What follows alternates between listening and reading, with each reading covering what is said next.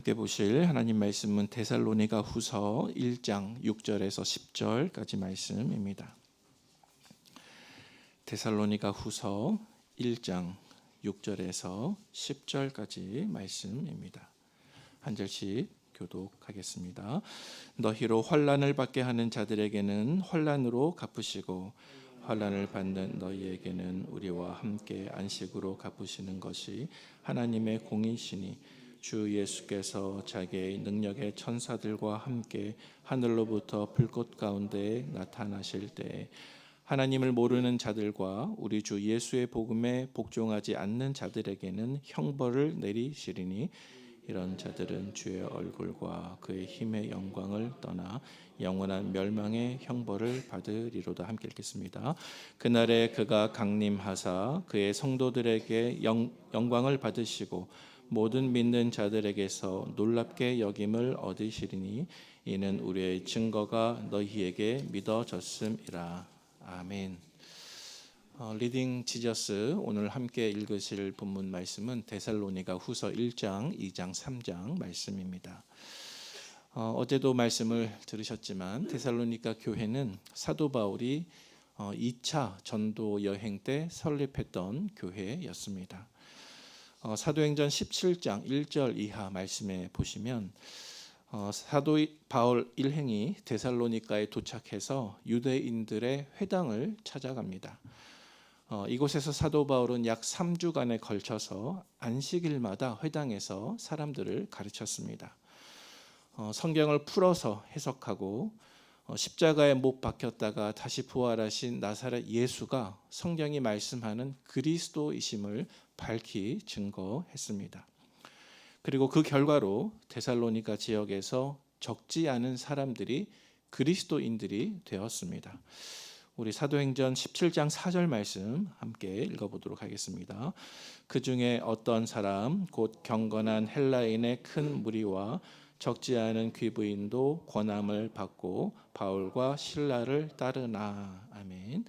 이 4절 말씀 속에서 곧 경건한 헬라인의 큰 무리와 또 적지 않은 귀부인도, 바로 이 사람들이 데살로니가 교회의 교인들이 된 것입니다. 하지만 종교적으로는 그리스의 다신교를 받아들였고 또 정치적으로는 로마의 황제에 충성을 맹세했던 이 데살로니가 도시에서 복음 전하는 사역은 곧 핍박을 받게 되었습니다. 사실 오늘날 우리들도 상대주의 또 다원주의 고도화된 자본주의 속에서 신앙생활을 지키기가 어렵지만 이 데살로니가에 사는 사람들도 마찬가지였습니다. 그들은 그리스의 다신교를 종교적으로 받아들였고 또 정치적으로는 로마의 황제에게 퀴리오스, 주님이라고 고백하는 황제 숭배 사상을 가지고 있었기 때문에 이곳에서 신앙생활을 하는 것은 결코 쉽지가 않았습니다. 사도 바울이 전도했지만 그는 곧 핍박을 받게 되었는데 악한 유대인들이 나타나서 사도 바울의 복음 사역을 가로막았고 또 사도 바울 일행이 머물렀던 야손의 집에 침입해서 사도 바울을 끌어내려고 했습니다. 다행히도 사도 바울은 이때 몸을 숨겼지만 더 이상은 데살로니가 지역에 머물 수가 없었습니다. 그래서 그는 베레아 지역으로 옮겨가게 됐는데 심지어는 그 악한 유대인들이 베레아까지 쫓아와서 사도 바울을 괴롭힐 정도였습니다. 결국 사도 바울 일행은 다시 베레아에서 아테네로, 그리고 아테네에서 또다시 고린도로 이렇게 이동을 하면서 고린도에서 약 1년 6개월 동안 머물게 되었는데 이 고린도에서 사도 바울은 두고 온 교인들을 생각하면서 데살로니가 전서와 후서를 기록하게 된 것입니다. 만약 가능했다면 본인이 데살로니가 교회에 다시 방문하고 싶었지만 그렇게 할 수가 없어서 사도 바울은 디모데를 파견합니다. 그리고 디모데의 손에 이 데살로니가 전서 편지를 들려서 보냅니다. 그리고 데살로니가 전서를 보낸 지 불과 몇 달 뒤에 사도 바울은 또다시 데살로니가 후서를 써서 보내야 했는데 여기에는 세 가지 이유가 있었습니다.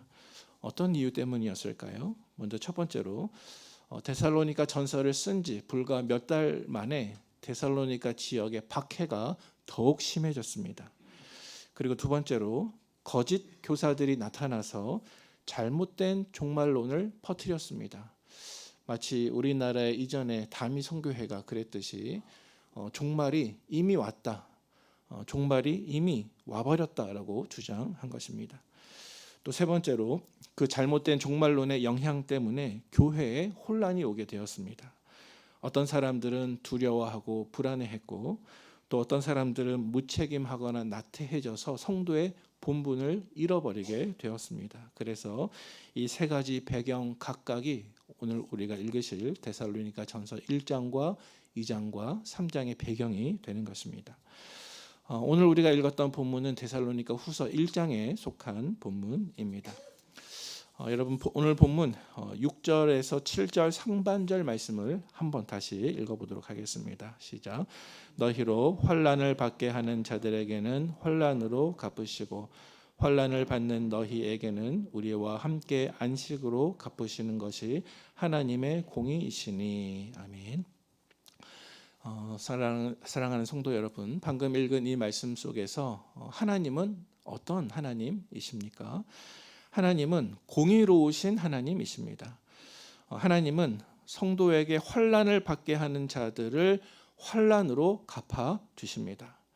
그리고 환난 받는 성도들에게는 안식을 베풀어 주십니다.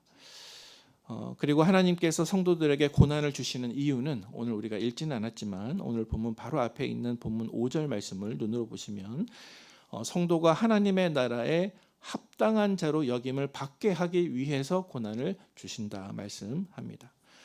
그리고 하나님께서 성도들에게 고난을 주시는 두 번째 이유는 훗날 이 성도들이 영원히 심판받을 그 악인들에게 하나님의 공의로운 심판의 표가 되게 하기 위함입니다. 다시 말해서 성도들이 그 악인들 때문에 고난을 받았으므로 그 악인들에게 영원한 심판을 내려주시는 것이 하나님의 공의라는 의미입니다. 사랑하는 우리 북문의 성도 여러분, 하나님은 성도들의 환난을 그저 지켜만 보고 계시는 무심한 아버지가 아니십니다. 아버지 하나님께서는 자녀들에게 그 얼굴을 비추시고 반드시 안식을 그리고 공의를 베풀어 주십니다. 이 말씀이 데살로니가 교인들에게 위로가 되었듯이 이 새벽 말씀을 묵상하는 저와 여러분들에게도 큰 위로가 되기를 바랍니다. 우리 두 번째로 오늘 본문 10절 말씀을 마지막으로 한번 읽어보도록 하겠습니다. 시작. 그날에 그가 강림하사 그의 성도들에게서 영광을 받으시고 모든 믿는 자들에게서 놀랍게 여김을 얻으시리니 이는 우리의 증거가 너희에게 믿어졌음이라. 아멘. 말씀 띄워주시고요. 여러분, 방금 읽은 이 본문 속에서 예수님은 특별히 앞으로 이 땅에 강림하실 그 예수님은 어떤 분이십니까? 예수님은 이 땅에 다시 오실 때 고난받는 성도들로부터 영광을 받으실 분이십니다. 10절 말씀에 그 말씀을 증거하고 있습니다. 그날에 그가 강림하사 그의 성도들에게서 영광을 받으시고, 여러분, 예수님께서 재림하실 때 성도들로부터 어떻게 영광을 받을 수 있으실까요? 오늘 본문의 흐름에 따르면 우리가 어떤 일에 성공하거나 1등하는 것을 통해서 영광 받으시는 것이 결코 아닙니다. 주님께서 다시 오실 때 성도들로부터 받으시는 그 영광은 이 땅의 성도들이 고난을 참고 고난을 견디고 고난을 인내함을 통해서 하나님께 올려드리는 영광입니다. 우리 주님께서도 십자가 위에서 이러한 영광을 아버지 하나님께 올려드리셨습니다. 우리가 고난을 받으면 그 고난을 통해서 우리의 믿음이 드러나게 될 것입니다. 그러면 그 믿음으로 하나님께 영광을 올려드리는 것입니다. 이제 말씀을 정리합니다. 사랑하는 우리 북문의 가족 여러분, 우리 교회에 평생 표가 있는데 그것이 무엇입니까? 오직 하나님의 영광을 위하여입니다.